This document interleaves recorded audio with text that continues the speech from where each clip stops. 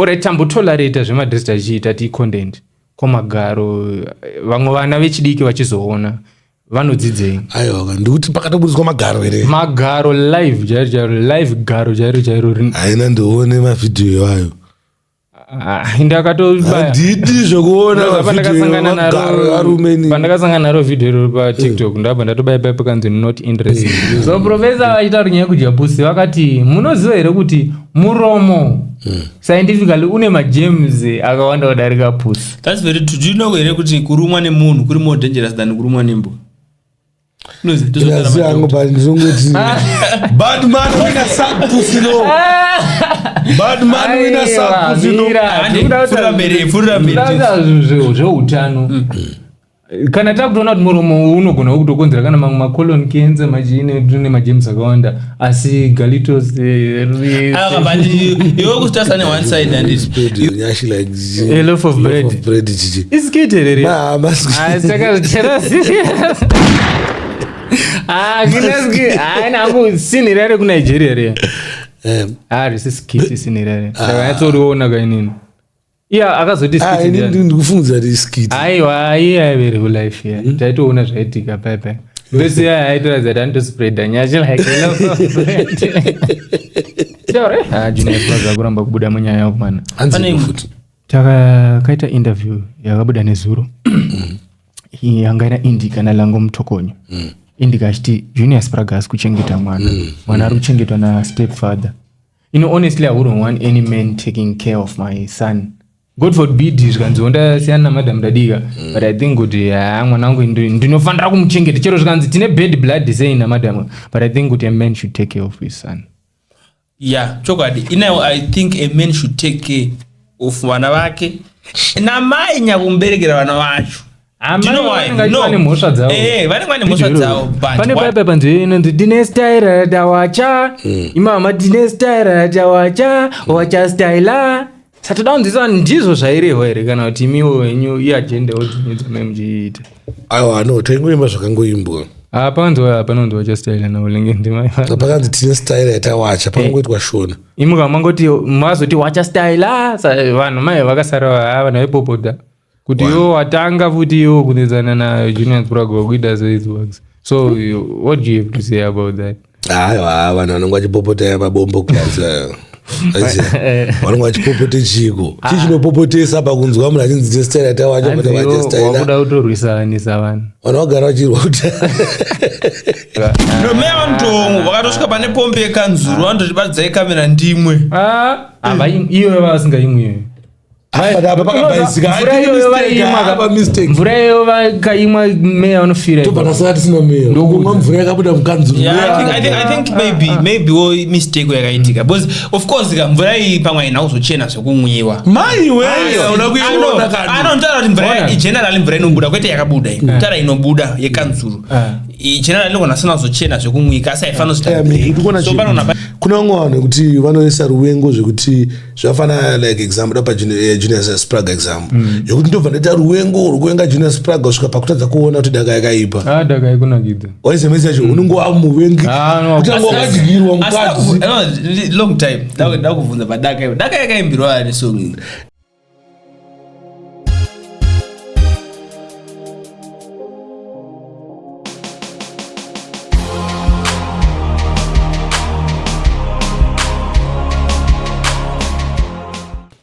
Woyo madini ko one sim quality ziri kupere. Aiwa, sim quality ndime muna Meek. Yeah man. Baba my baby. Baba my baby on the ones and twos. Mufarere mukuru. How's life? Aiwa, rakutichengetedza. Iri sei Zimbabwe yoyi yanga yanditora moyo. Jenarongo mero Chopa, Simon Chopa. Alright. Ndiye ainzane nziyo kunyenga Zimbabwe ndiye namuto. Alright. Sazufa here my father Zimbabwe. I mean, ndofunga this is the third time yatiri kungotanga edu tingotanya inosiririsa tirongorangarano vebotire ku Kariba. Shama. Nyaya inorwadza vanoti iko zvinonyadza kubuda manje vanhu vangatori mweya wakawanda mabreadwinner vanhu vaitochengeta mhuri dzavo vachiriritira mhuri vamwe vaitobva unohodha kuti vazonotengesa vamwe vanga vachitodzokerawo dzimba dzavo vachibva kumabasa and it's very sad. Pakaipa tinongamba tichingoti ngavazorore murugare but still obviously panoitika zvinhu zvakadaro pashaikowo vamwe vanhu 1 2 3 vanomutsidzwa Mwari kuti vanga vachibatsirawo. Ndofunga ndakaona ndofana maposta mapictures ana sekuru banda sekuru banda to the fullest because vanonga vaona kuti pashoma zvatinazvo izvo zvikaita kubatsirana nevakuita se nevari kuzvida saka wakaendesa kuchinhoi nezuro wakaendesa matanzi echibage wakaendesa magroceries wakaendesa zvinhu zvakawandisa zvingaita zvawakaendesa nezuro even dzemafizi vakuti vacharamba vachibhadharirawo mhuri dzedze dzakarasikirwa navabereki mafizi nekuramba vachivabatsira saka unozoona kuti hatiri kuchemende but pamba titangochemawo tichingoziva kuti at least vasara vacho nesizvokuita se riri kupota tichivaonawo saka big up sekuru banda to the fullest and this is a lesson kumbinga dzese musangodya mega kune vanhu vari kutonidhawo mari yamunayo mungobatsirawo nokuti kana tichito kuti uri mbinga zvokuti une mari yakawanda zisingaiti neimwe yauri kutoshawo kutoita sei nayo so vanhu vari kufanira kungoti vachita sei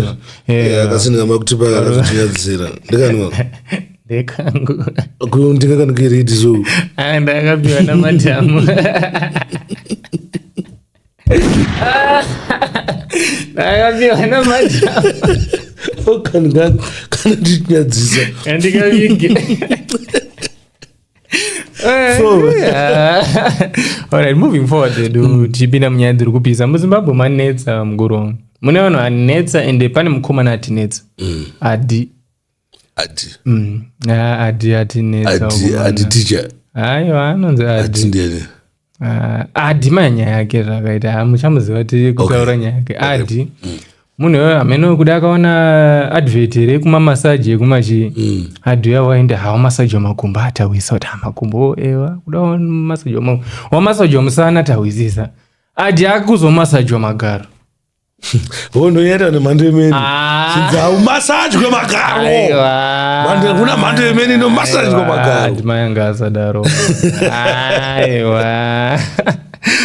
usadaro adima nokuti amona uchika and I think kuti vanhu they are taking this content thing kuma extreme mozvati chero kuchinzi panapa vanhu vanoti kwasipakuti vanhu vanorasa vanhu tine malimits mukorongo pane pamwe pokuti unofanira kuzoziva kuti musociety hatiri kai extreme kuti zvinhu zvakadai so ine video yanamboroona ndamaona iye pai masaji kwamagaro iyi andika aifila sei aita sei amai pavideo uzositi kaita seiwo akapoza aitoradza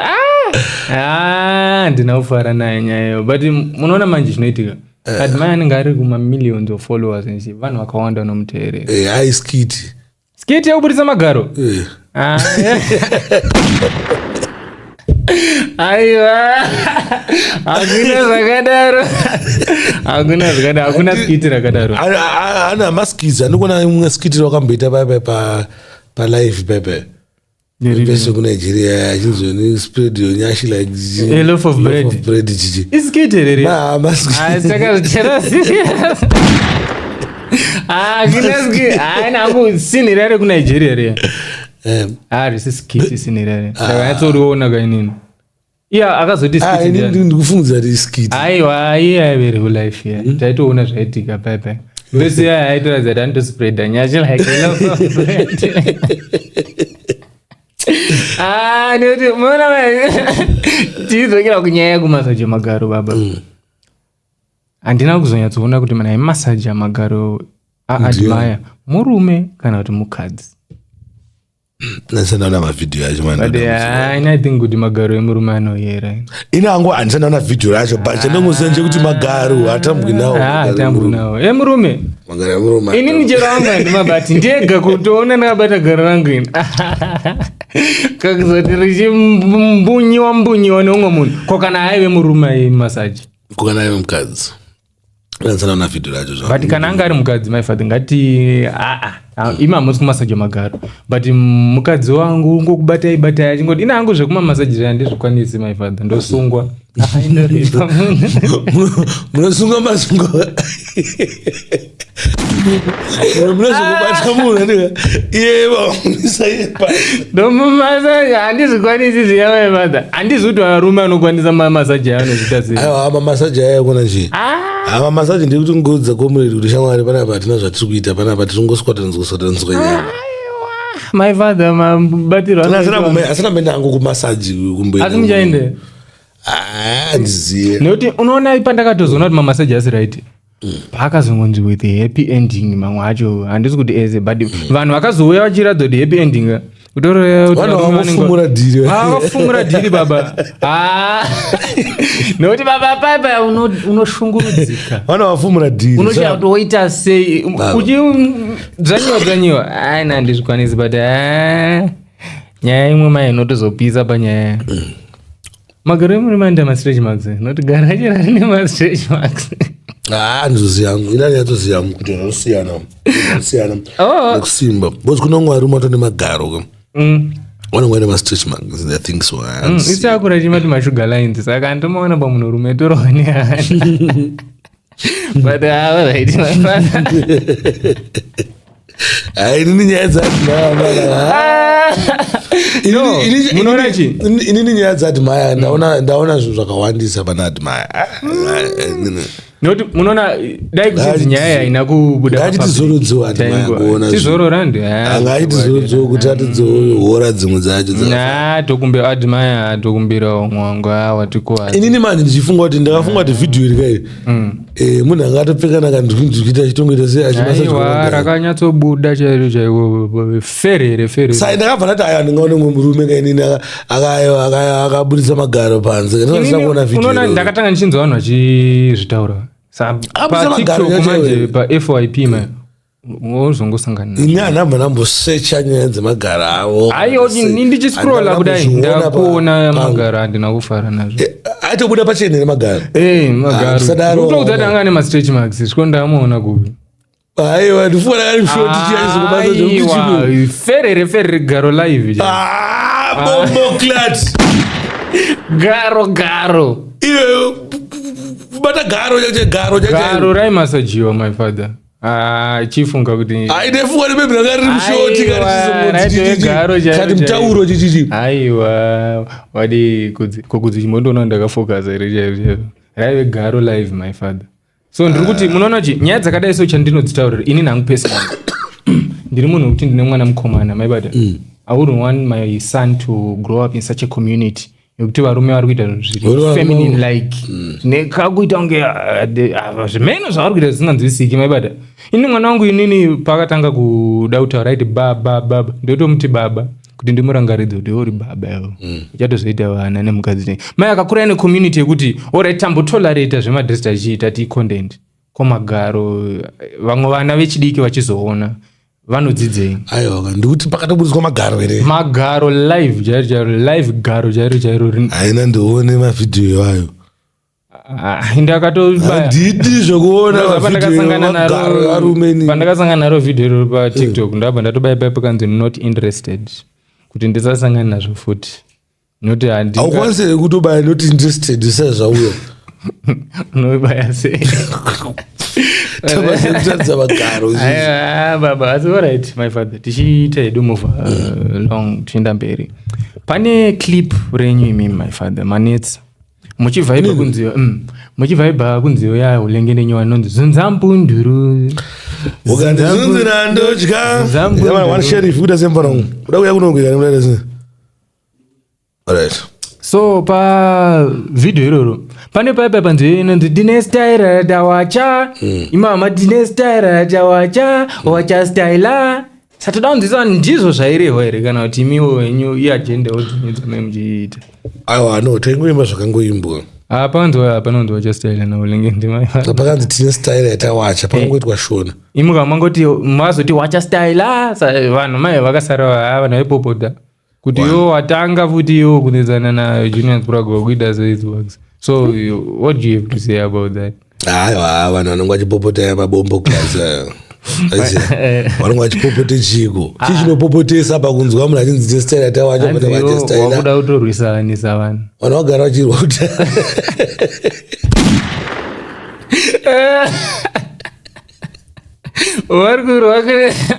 varikurwa nechakudhara vagara vasitonzwanana bro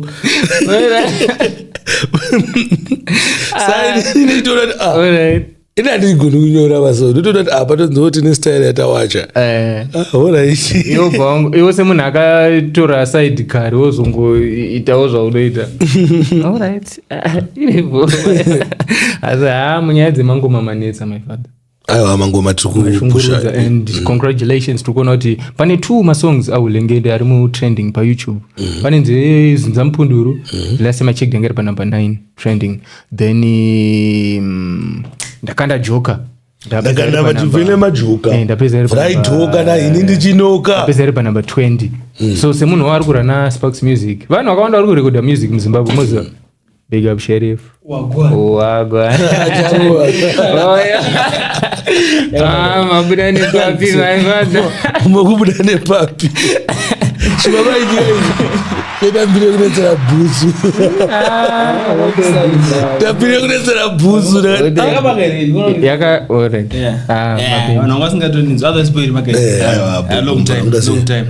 ndachibogadzisa nyika pasocial media achibata kuti mune rimwe department but bhuzu dzeya mapfekere zvisho kana no chinoitika papeni chekuti tiri kutenga mafake tese but yawo fake yazonyanya ifake pamhando yepamusoro yekuti inopfekwa one day mudara bhuzu yotonza pasina even zvikanzi watenga fake mudara azvididi dzungura vanoita nekutengesa mafake kuti vakomana avasi shop yainonzi Trapaplus what I did is ndakangonotengawo boots techingotenga masintonas ndobva ndamapa mufana wangu akatomapfeka ndakatarisa 1 hour dai so boots apasina iri apasina baradzokera bvani bato rafu yakanibata but I believe kuti vakomana vasuro waridzwe shop bye because even kwandakatonotenga kwachoka apasiripo but what I've realized about this shop inoita ngekumota kune masondosa anenge achisondosa boots sakanenge masondosi so kuti ndakazoona kuti kundamechinisa nemasondosi indiri client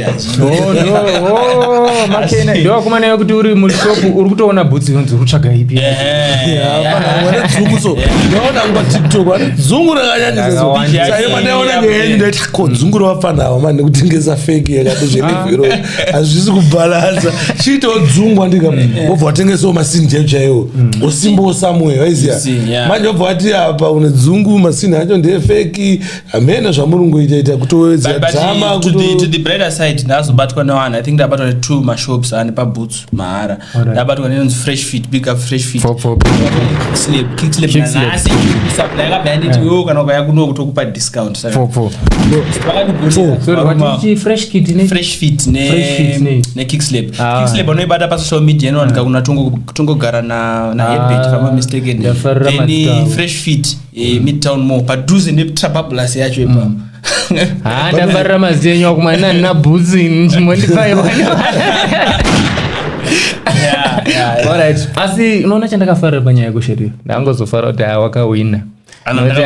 wakawina zvakaomarona kuti makanikari right ndakasuzwa nyara cause ndakaona kuti ndikayanzoda kuramba nchivafamba ka raipedzera wachinja zita rera kusashandisika cause right now collectively pamapage pangu inini nyaya yawo yama-around over 1 million views sachifunga ndikaramba nchivashana ndikambopinda kana 5 million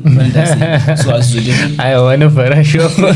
aiwa pakuzotiwo andikuti pangotiti awa wasondosi plus wasondosi aungapedze nguva aungapedze mayo kumagwai kanzi makunguo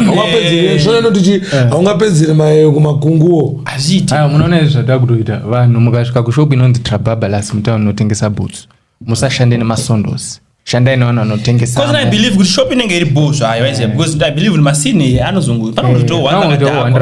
but the problem now is when why ndisingadi kuwasiya waridzwe shop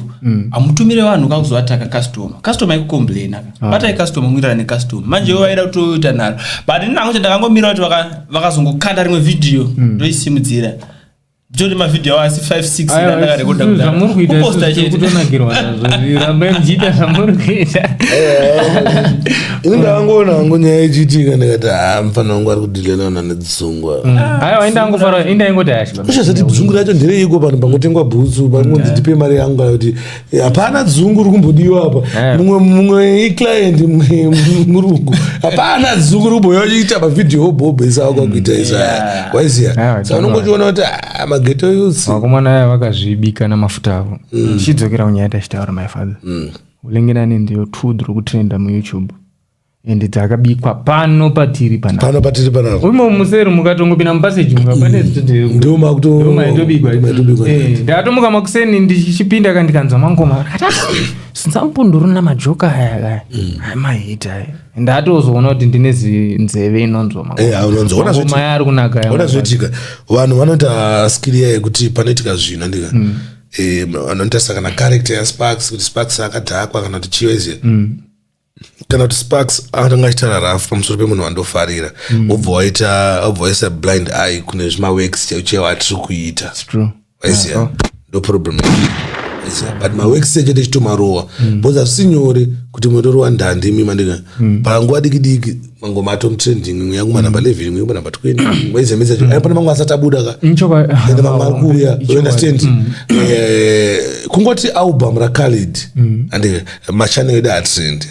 aitrend musazonzure dai yakashungurudza vanhu dai yakazorora pana ende akatasana amajoka vaya vandikuona ana joka vari kutrenda pakachannel kai kanocreatwa neDistrokid patopic aiziya kuti akatomborina kana ndifunga kana zvikane 2000 something subscribers saka maworks anenge achitorowa ende vanhu ngavadzidze kuappreciate chipo as much as tatine zvimwe zvanga tisingadi zvaitwa naSoja Love but taiappreciate talent ranga riri maari taiappreciate zvazviri maari waiziya as much as tatine zvinhu zvakawanda zvaitwa nemagetos zvatisingadi kuti auya anononoka pana magetos anouya pana vamwe wangu agoita vanhu ava asati abuda mota make wamuti ngatichitange kainterview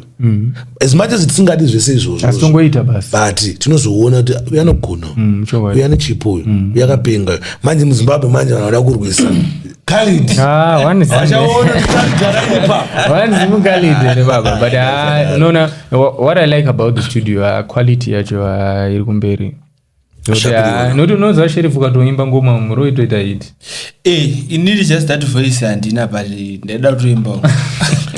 but also I feel like vanotino vacha usingatsenje kuti Sparks akatanga ari kumangoma akabva mangoma not because anga apera wanga kundikana kumangoma akabvawo achiifovhawo achiitawo zvimwewo saka anokanganwa no power repangoma ranga ragara ririmo bonzo wabvunze vanhu vanoziya kana vanhu vakuziva baba ende vanhu vakutoagree kuappreciata nekutoona kuti Sparks yakubhiza nokuti vatinashe mutarisi vanhu bikapo one tinashe mutarisi tikutaura munhu anopusha mangoma ende appreciate kana munhu ane mari imabombo kubvisa zimukhaliti munhu ane mari munhu wekuti haasi kuda freestyle panapa munhu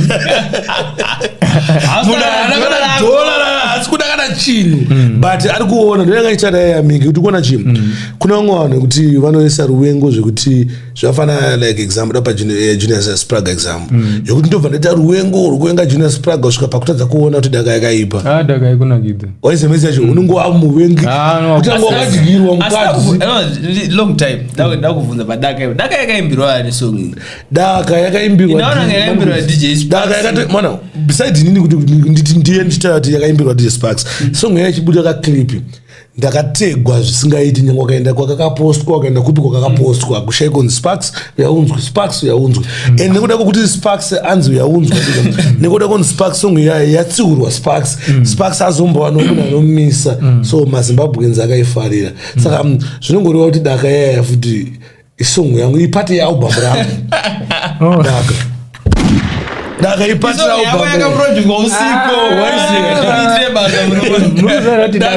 album almost a month ingiri pa number 1 pa YouTube ndikuti daka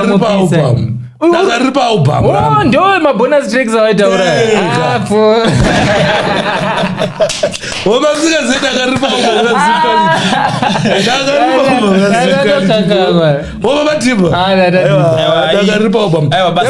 sparks pepe. Wala ndima ngoma cha were. Anoka munzu kwachimba zvoku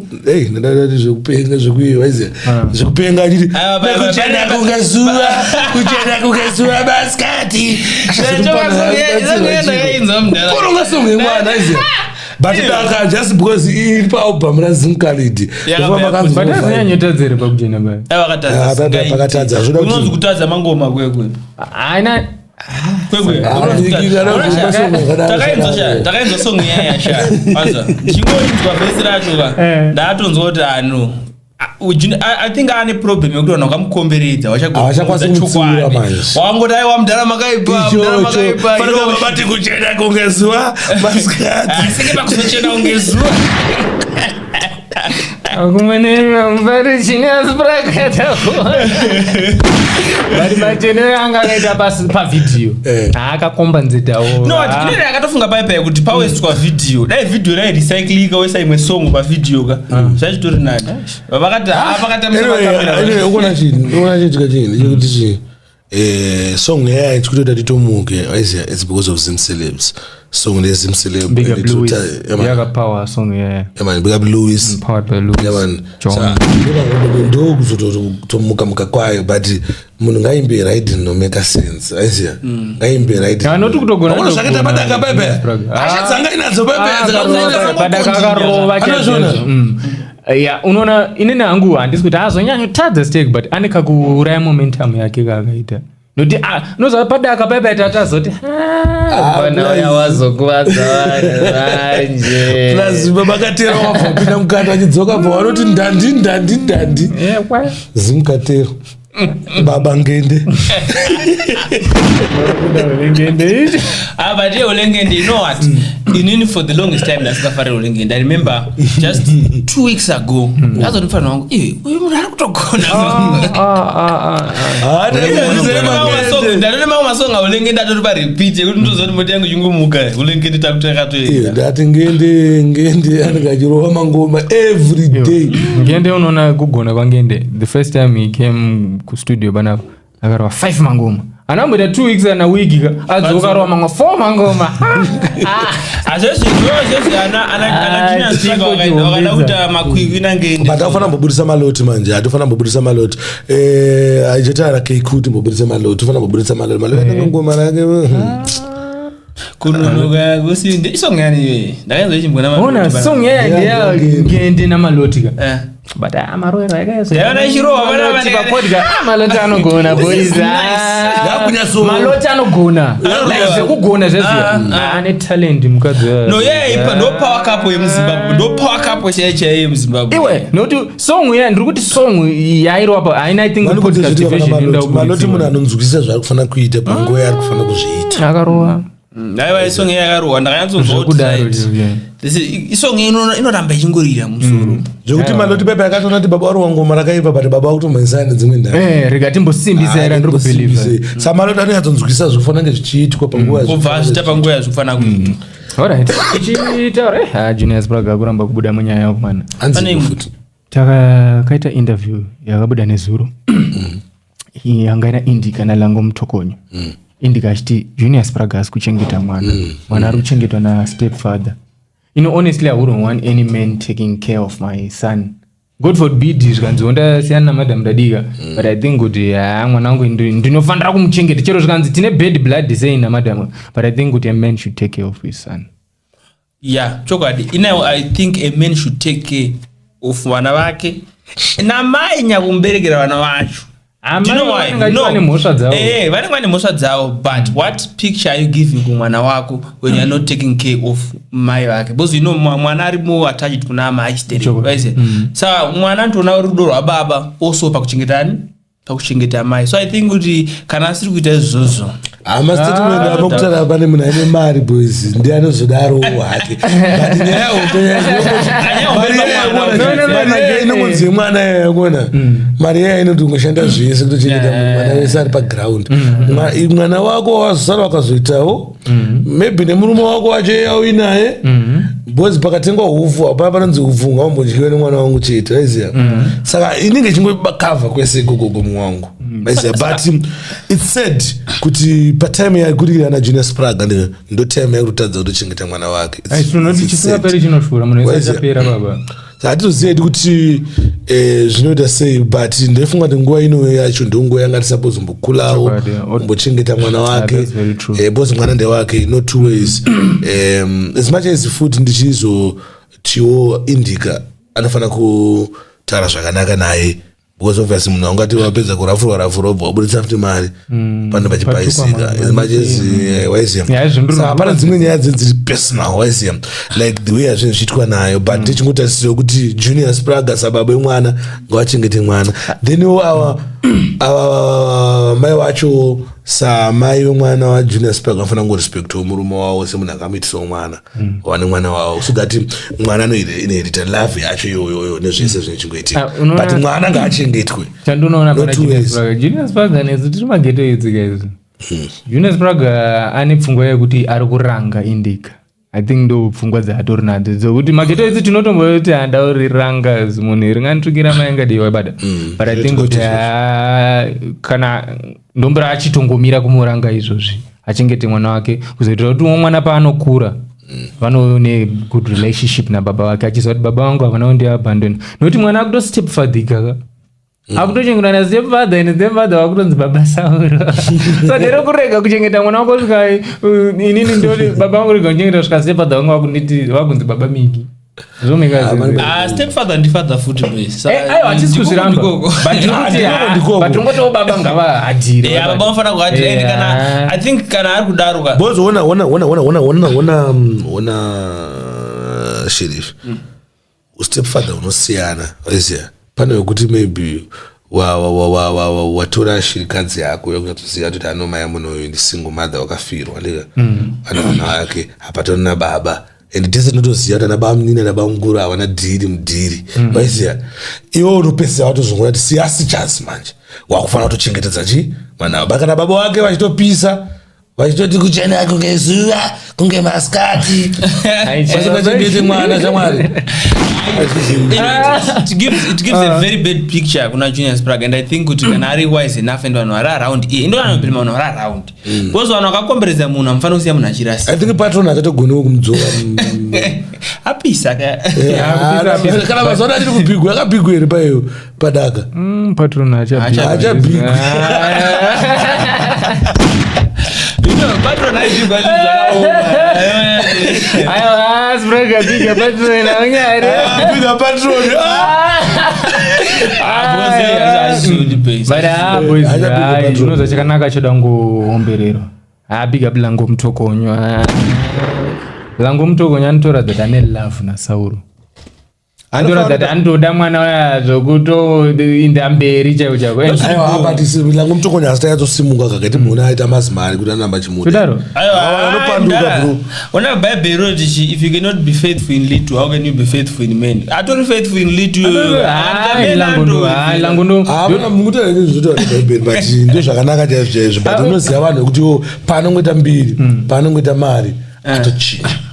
but wambona langu achitaura nezvaSauro zo unotonyatsoona kuti imfesa nesoft handisi kuti zvakanochinja kana ndotoshamsika nelove yake ainayo anotombokula naye aita but kuti inini munhu paanopisa ari busy akamubereka Sauro ndopatita kuti achibaba chinoda Sauro zvishua moza ine hangu nelove ina lango mutokonyo naSauro ndambomunamatira Mwari same time next year lango ngaange akupisa but lango achakurova saka you know what dzimwe dzenguva mudaraka it's inevitable kana munhu achirova chaizvo babaka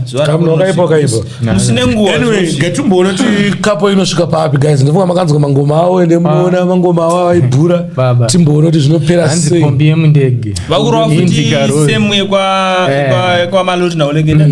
ende indika kutoradza kuti ane potential yekutorova chekunoti ndo matangira angoitawo maloti ona ite asinyatorova but ikono yashasha saka tinongoziva kuti mofanira rekodha pekutanga fanira zotanga rekodha futi kechitua akangowedzera confidence pavoisi rake then zvatoenda nemapatana achikanda indika mawana alright moving on big up dari remachinda Amen. Daro nemachinda vakaipa varume vaende vambodzoreredza zvechokwadi. So pana mudhara vanointerview dzawaita ndo professor so professor akaziya nenyaya yavo manje. Professor vaita nyaya yekudya pusi aiso tongozvitaura sezvazve. So professor vaitaura nyaya yekudya pusi vakati munoziva here kuti muromo scientifically une magerms akawanda kudarika pusi. That's very true. Do you know here kuti kurumwa nemunhu kuri more dangerous than kurumwa nembwa? Bad man wina suck pussy no. Bad man wina suck pussy no. Zveutano kana takutoona kuti muromo unogona kutokonzera kana mamwe macolon cancer machine tune magerms akawanda asi galitos iwe kutasa ne one side anditi iwe baba macolon cancer nene chipinzwa pagalitos wakuinfect wakatuka aiwa galitos baba rine maacids ara anotouraya Sparks dauza chinwa ina Meek atifetakadina aiwa ndisi kuti ndiri kukurudzira kuti vanhu vaje rati ti dissect ti bad man wina suck pussy no. Atiri kuti muromo utonzi wakashata nyango wakaita sei isusu sazvina nemufya azamudi isu tiri kuside kwa I think panyaya vamarufu aiti haidyiwa. Alright. Tiri kuside kwa marufu haidyiwa. Marufu muchauraisa vane inda uromone magerms baba ega tatisisa yedu ayo obviously ndo anotozoenda bacteria tinokonzera tuzurerereka sati kuri kutonzi kuti kudya galitos frequent than makisiro amunoita vanhu kuri kutori safe. aiwa isusu hatisi kudya asada kudya hatizovarambidzi no isusu tenjiti isusu mukuvarambidze musadye chinhu hatidyiwe inaone personal note toti vanida kudya ngavadye nemufaro isusu hatisi kuzoita izvozvo asi if you want advice yangu ngatisadye wakomana zvisingasangane kusasiko ndakunzwisisa wakomana nei musiti vanhu vasadye vanhu ngasadye nei achidyiwe please ndorizini achidyiwe unana tikakudza kuti usadye flex achidyiwe achisi chikafu kati newe usingadyi nenzi aiwa achidyiwe chena kuti tisadzoka taita varume panapa asi taita tombobvunzwa iwo vakadzi wacho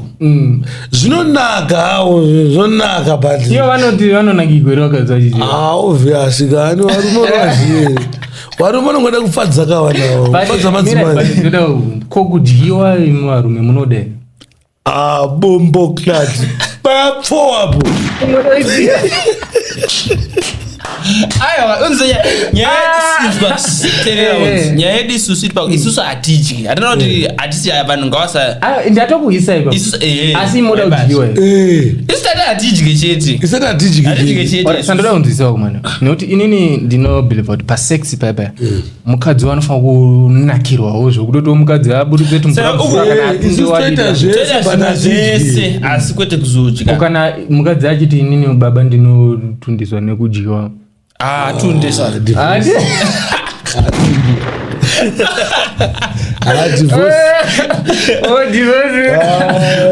but muri kuzvinzwisisa kuti bonendero kunakidza munhu wese imi muchinakirwawo mudzimai takanzwa maleseni isusu ebonde akawanda waiziya takanzwa zvinhu zvakawanda zvebonde waiziya takangoti hatidyi pusi tikangopedza takadaro wedha yachena sei iri panani yakaitwa sei isusu takangoti iyi hatidyi waiziya asi tinoda kudyiwa asi iwo anotoidya wakatoshinga waiziya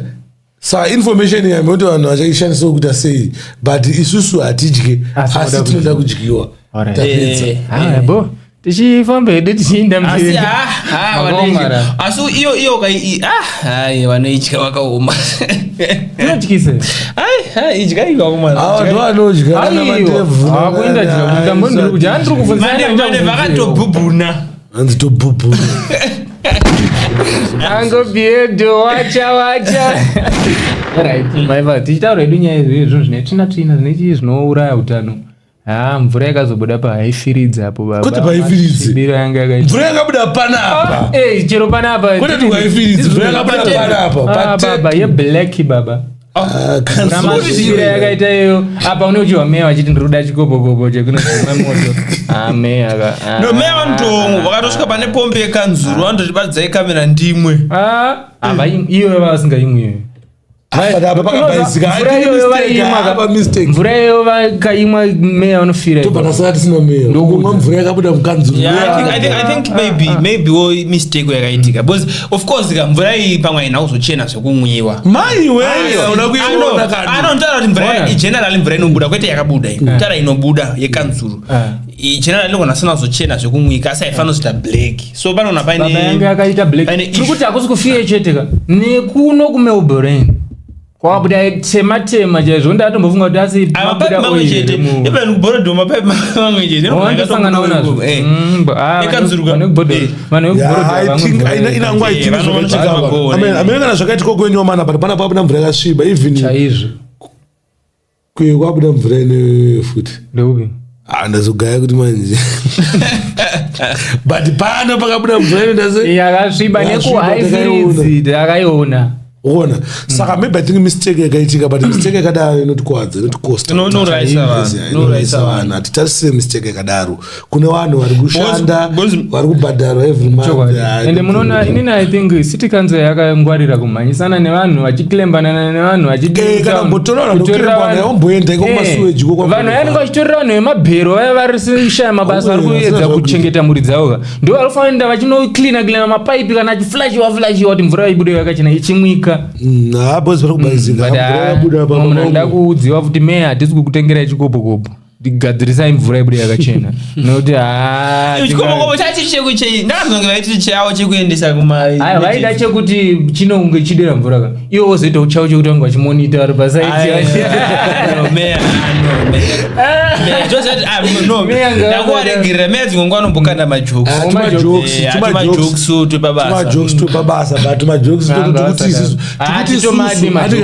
tikuti meya kana vaita majokes ainoti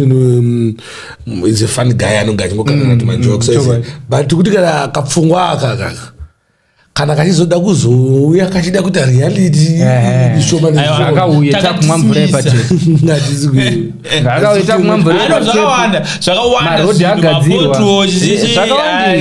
echikopokopo wanototisisa kura kumwananga mari echikopokopo wani baba tieta kutomwa mvura baba mari echikopokopo wani tararamo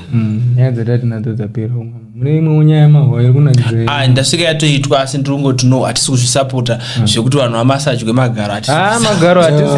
kuzvitaurwa even mukadzi mukadzi chaicha yakaenda kumasaji whether mukadzi wani haasi kuno hapana munhu anofanira kumasaji kwemagaro mukadzi wangu hatoendi kumasaji tikunzwanana masaji mambo hamanaki ndambo masaji wakaenda ndonakidza zvinhu zviya unoihwa mubhurugwa yadai chaiyo unoihwa saka manje mira iwo kamaenda kumasaji kayo handisati kaenda kumasaji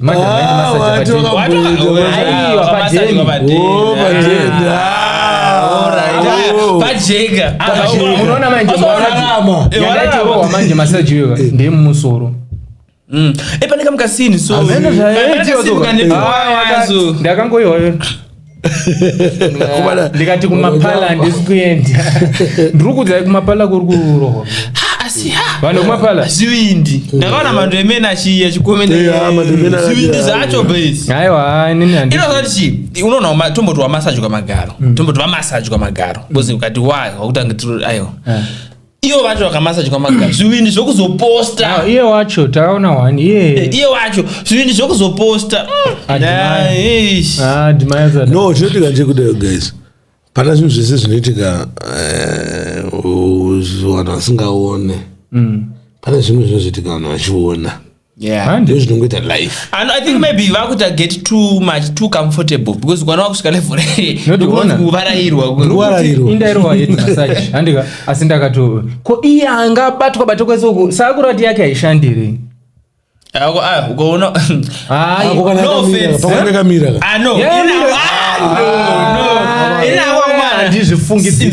ine nangu no offense asi chandozonche kuti kuona pfungwa yekuti chimbomasaji aigaro rangu yakuuya hai mira kwaendo kudhauta unokuda kumasaji baba tiri kuti nekuti wabva kumusoro kwese kuwarohwa musana makumbo machi yangu dai yangu neta asikaishandiri pamwe yangamira kakumana ndakona ndakati vhidhiyo yacho andioni ndaenda ini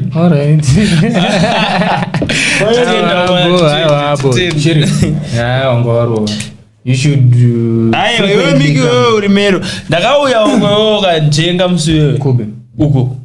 ukati ndikuya izvezvi ona zvakazoitika kaka wakabva usvika kwamasaji kwamusoro kana ndaive ndega nemwana baya ndaiti ko baba wakuita ndakatosiba kuenda ndikati ano chobaichi ndikachifonera ndenda kutotadzisa munhu kutiza zvakanaka tichiri nacho rechachi samana zvikufambeni ndaona muzvikiro ndada kutengereka